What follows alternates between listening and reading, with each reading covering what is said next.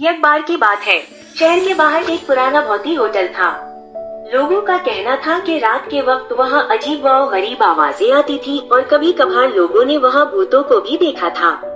एक दिन एक जरी जोड़ा राजू और रीना ने फैसला किया कि वो इस होटल में एक रात गुजारेंगे ताकि ये मालूम हो सके कि आया वहाँ वाकई कुछ भूत है या ये सब महज अफवाहें हैं।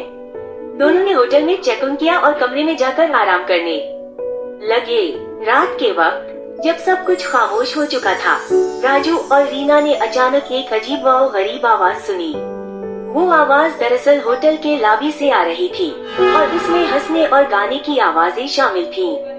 दोनों ने अपने दिल की धड़कनों को संभाला और लॉबी की तरफ बढ़ने लगे। लॉबी में पहुंचकर इन्होंने देखा कि होटल का मैनेजर एक चमकदार सफेद कपड़े में मलबूस था और एक अजीब व गरीब चमकदार मासिक पहने हुए था।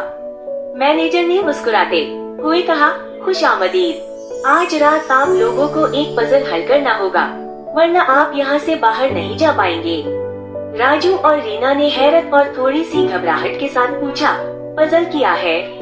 मैनेजर ने कहा, आपको मेरे 4 सवालात के जवाब देने होंगे। हर सवाल एक पजल है।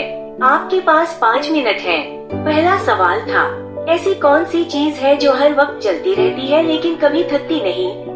राजू और रीना ने सोचा और फिर कहा, वक्त। मैनेजर ने सर हिलाते हुए कहा, सही जवाब। दूसरा सवाल था, वो कौन सी चीज है जो हर रोज नई होती है लेकिन कभी पुरानी नहीं होती?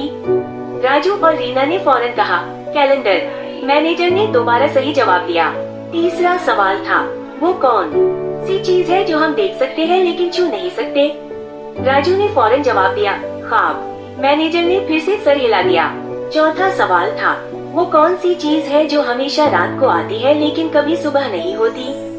राजू और रीना ने कहा, अंधेरा।